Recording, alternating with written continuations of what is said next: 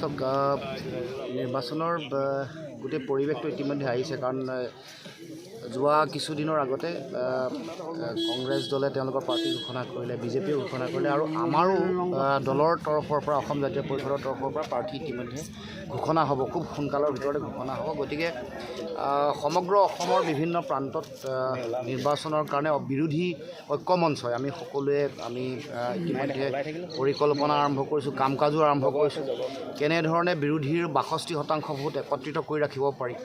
অসমৰ প্ৰতিটো জাতি জনগোষ্ঠীৰ মাজত বিজেপিৰ যিটো ভয়াৱহ সাম্প্ৰদায়িক এজেণ্ডা, দেশৰ গণতন্ত্ৰ, দেশৰ সংবিধান আৰু দেশৰ মানুহৰ জীৱন জীৱিকাক সংকটলৈ ঠেলি দিয়া তেওঁলোকৰ যিটো জনবিৰোধী নীতি, তাৰ বিৰুদ্ধে জনতাক কেনেকৈ সুসংগবদ্ধ কৰিব পাৰি সেই তাকে লৈ ইতিমধ্যে ব্লু প্ৰিণ্ট ৰচনা কৰা হৈছে। আৰু নিৰ্বাচন দিন ঘোষণা হোৱাৰ পাছতে বাকী কেম্পেইনিঙৰ সকলো ধৰণৰ ষ্ট্ৰেটেজি আমাৰ ফালৰ পৰা তৈয়াৰ কৰা হ'ব।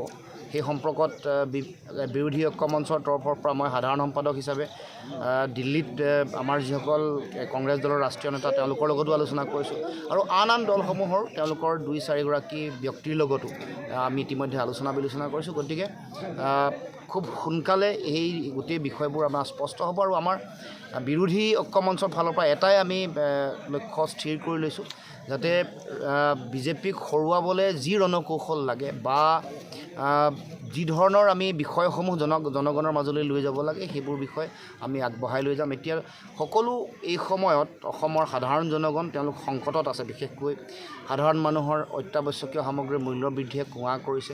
পেট্ৰল, ডিজেল, গেছৰ চিলিণ্ডাৰৰ দাম বাঢ়িলে, কৰ কাটল বাঢ়িছে, মাটিৰ খাজানা ৫ গুণ বাঢ়িল। এনেকুৱা পৰিৱেশৰ মাজত বিদ্যুতৰ মাচুল বিজেপি চৰকাৰ অহাৰ পাছত ৯ বাৰ বাঢ়িছে। গতিকে এই ধৰণৰ জীৱন জীৱিকাক লৈ যিবোৰ মৌলিক সমস্যা, এইবোৰে সাধাৰণ জনগণক ভাৰাক্ৰান্ত কৰিছে, কোঙা কৰিছে আৰু সেইকাৰণে জনগণে বিজেপিৰ বিৰুদ্ধে অৱস্থান কৰিব। আমি আশাবাদী আৰু মানুহৰ মাজলৈ লৈ যাবৰ কাৰণে আমি আমাৰ যিটো কৌশল সেইটো ইতিমধ্যে আমি তৈয়াৰ কৰিছোঁ। ডিব্ৰুগড় লোকসভা সমষ্টিত ৰামেশ্বৰ তেলী আছিলে, কিন্তু তেওঁৰ টিকট কাটি সৰ্বানন্দ সোণোৱালক দিয়া হ'ল। কিহৰ কাৰণে দিয়া হ'ল, কি বুলি ভাবে?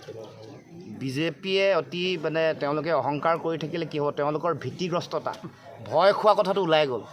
ডিব্ৰুগড় লোকসভা সমষ্টিত তেওঁলোকৰ 10গৰাকী বিজেপিৰ বিধায়ক আছে, 2গৰাকী ৰাজ্য চৰকাৰৰ মন্ত্ৰী আছে, 2গৰাকী কেন্দ্ৰীয় মন্ত্ৰী, 1গৰাকী শক্তিশালী কেবিনেট মন্ত্ৰী। তাৰ পাছতো 42 লাখ কৰ্মকৰ্তা বুলি তেওঁলোকে কথাই কথাই জহাই থাকে। তাৰ পাছতো এই ডিব্ৰুগড় লোকসভা সমষ্টিৰ পৰা তেওঁলোকৰ আগৰ যিগৰাকী প্ৰাৰ্থী, এগৰাকী পৃষ্ঠভংগ দিছে, পলাইছে। পলোৱাৰ পিছত তেওঁলোকে কয় যে তেওঁলোকেহে বেলেগ কোনোবাই ভয় খোৱা, এনেকুৱা ধৰণৰ কথা কয়। তেওঁলোকৰ প্ৰথম এইটো বিজেপিৰ প্ৰথম পৰাজয় অসমৰ ৰাজনীতিত। এইবাৰ লোকসভা নিৰ্বাচন আৰম্ভ হোৱাৰ আগতেই বিজেপিৰ প্ৰথমটো পৰাজয় হ'ল ডিব্ৰুগড় লোকসভা সমষ্টিত।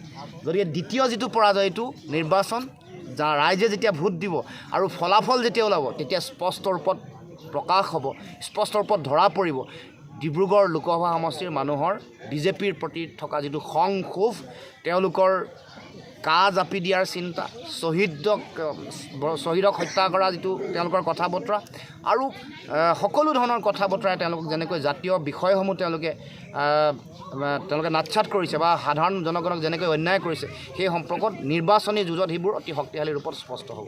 আচ্ছা, কাই কিবা আনিব বুলি ভাবেনে নিৰ্বাচনত? লাভান্বিত হ'বনে আপোনালোকে? নিশ্চয় লাভান্বিত হ'ব। কাৰ বিৰুদ্ধে অসমৰ জনগণৰ মাজত এতিয়াও খং আছে। মানুহে স্পষ্টকৈ বুজি পাইছে যে যি সময়ত অসমৰ মানুহৰ নিজৰ মাটি ভেটি নাই, 8 লাখ পৰিয়াল এতিয়াও ভূমিহীন হৈ জীয়াই আছে অসমৰ। কৰ্দৈগুৰিৰ দৰে স্থান, অসমৰ এই ডিব্ৰুগড় লোকসভাৰ বিভিন্ন প্ৰান্তত এতিয়াও ভূমিহীন পৰিয়াল আপোনালোকে সকলোৱে দেখিছে, শিবিৰত থাকিব লগা হয়। তাৰমানে আমাৰ অসমৰ খিলঞ্জীয়া মানুহৰ, অসমীয়া খিলঞ্জীয়া ভূমিপুত্ৰ অসমীয়া মানুহৰ, আমাৰ বৈধ ভাৰতীয় নাগৰিকৰ তেওঁলোকৰ নিজা মাটি ভেটি নাই, কিন্তু বাংলাদেশীক আনি আমাৰে মাটি ভেটি দিব খুজিছে। এতিয়া আমাৰ 18 লাখ নিবনুৱা শিক্ষিত যুৱক যুৱতী আছে, সেইটো চৰকাৰী হিচাপ। বেচৰকাৰী হিচাপ মতে 25 লাখ। প্ৰতি বছৰে 1,37,000 শিক্ষিত নিবনুৱা অসমত সৃষ্টি হয়। তাৰপিছত আমাৰ নিবনুৱাসকলক চাকৰি বাকৰি দিব পৰা নাই, এতিয়া বাংলাদেশীক আনি নাগৰিকত্ব দি তেওঁলোকৰ ল'ৰা ছোৱালীক চাকৰি বাকৰি দিবলৈ ওলাইছে। 10 লাখ যদি বিদেশীক তেওঁলোকে নাগৰিকত্ব দিয়ে, 25,000কৈ যদি এটা বিধানসভাত তেওঁলোকক সংস্থাপিত কৰে, তেতিয়াহ'লে 40টা সমষ্টিত বিদেশী হ'ব তেওঁলোকৰ নিৰ্ণায়ক ক্ষমতা তেওঁলোকৰ হাতত থাকিব চৰকাৰ কৰিবলৈ 64গৰাকী বিধায়ক লাগে 40গৰাকী বিধায়ক যদি বিদেশীৰ সংখ্যাৰে তেওঁলোকে দিয়া ভোটেৰে যদি তেওঁলোকে মানে প্ৰতিনিধি বা MLA নিৰ্বাচিত কৰে গোটেই ৰাজনৈতিক ক্ষমতাটো তেওঁলোকৰ হাতত থাকিব এইবোৰ কথা ৰাইজে লাহে লাহে বুজি পাইছে যি সময়ত আমাৰ নিজৰে মাটি ভেটি চাকৰি বাকৰি ৰাজনৈতিক সংকট ভাষিক সাংস্কৃতিক সংকট এইবোৰ আছে সেই সময়ত আকৌ বাংলাদেশৰ পৰা মানুহ আনি ইয়াত সংস্থাপিত কৰি আমাৰ মাটি ভেটি চাকৰি দিবলৈ উঠি পৰিছে গতিকে মানুহে ইয়াৰ বিৰুদ্ধে নিশ্চয় ভোট দিব আজি উপলব্ধি নকৰিলোঁ 10 বছৰ 20 বছৰ 25 বছৰ 50 বছৰ পিছত এই বাংলাদেশৰ পৰা অহা বিদেশীসকলক নাগৰিকত্ব দিয়াৰ ফলত আমি মাটি ভেটিৰ সংকটত পৰিব লাগিব আমাৰ এই অঞ্চলৰ গাঁৱৰ খেতি পথাৰ বাগান এইবোৰ তেওঁলোকৰ দখললৈ যাব আৰু এতিয়াও এই যিবোৰ আমি য'ত আছোঁ এইবোৰ অঞ্চলত এতিয়াও খিলঞ্জীয়া মানুহে ম্যাদী তেওঁলোকে পট্টা পোৱা নাই বহুতে পট্টা নাই পোৱা বহুতে ম্যাদী পট্টা পোৱা নাই গতিকে এইবোৰ সমস্যা আছে আমাৰ নিজৰে মাটি ভেটিৰ সংকট আৰু বেলেগক মাটি ভেটি দিবলৈ হ'লে গতিকে কাৰ বিৰুদ্ধে ৰাইজে ভোট দিব কা অসমৰ জনগণৰ স্বাভিমানৰ বিষয় কায়ে অসমৰ জাতীয় জীৱনক অন্যায় কৰিছে আৰু যিসকল নেতা অসমৰ আছে সৰ্বানন্দ সোণোৱাল হিমন্ত বিশ্ব শৰ্মা এইসকলে দিল্লীৰ কথা শুনি আঁঠুকাৰি পদলেহন কৰি যেনেকৈ জাতীয় স্বাৰ্থ জলাঞ্জলি দিলে ক্ষমতাৰ কাৰণে সকলো তেওঁলোকে সৰ্বোচ্চ ত্যাগ কৰিলে জাতিধ্বংসী আইন এখন আদৰি ল'লে ইয়াৰ উত্তৰ দিব এইটো অসমৰ ৰাইজে অক্ষমনীয় অপৰাধ বুলি গণ্য কৰে আচ্ছা আৰু এটা কথা সুধোঁ যিহেতু মুখ্যমন্ত্ৰীগৰাকীয়ে কৈছে যে 2014 চনলৈকে যিসকল আহিছে তেওঁলোকেহে নাগৰিকত্বৰ বাবে কৰিব পাৰিব আবেদন কৰিব পাৰিব তাৰপাছত কিন্তু এজনো মানুহ নাহে বুলি তেওঁ গেৰাণ্টি দিব বিচাৰিছে কি ক'ব গেৰাণ্টিটো ৰাজনীতিত কেনেকৈ গেৰাণ্টি দিব পাৰিব 14 চনলৈকে মানে 71 পৰা 14 হিচাপ কৰি চাওকচোন কিমান বছৰ 71 চনৰ পৰা এফালে